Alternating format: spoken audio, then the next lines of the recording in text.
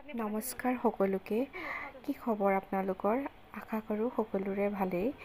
এয়া দেখিছেনে বিলাহী চাটনি বনাই আছে।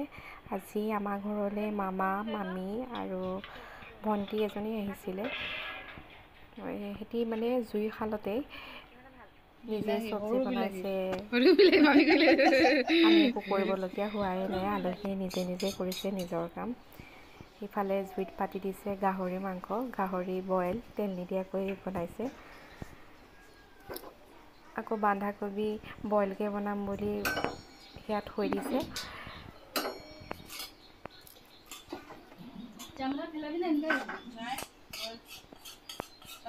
এনেকুৱা আলহী আহিলে খুবেই ভাল, গম পাইছেনে?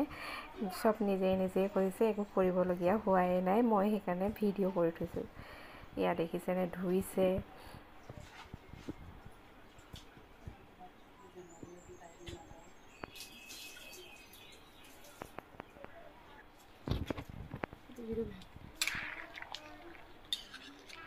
এয়া আমাৰ বাহিৰৰ জুইশালতে তেওঁলোকে নিজেই বনাইছে। গেছতো বনোৱা নাই, বোলে বাহিৰতে বনাম, জুইতে বনাম।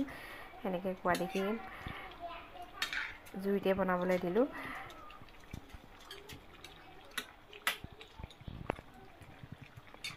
এয়া আমাৰ মামীয়ে বনাই আছে গাহৰি মাংস। আৰু মই ভিডিঅ' কৰোঁতে কৈ থৈছোঁ দেই, মুখখন নুঠাওঁ বুলি, নহ'লে লাজ কৰে।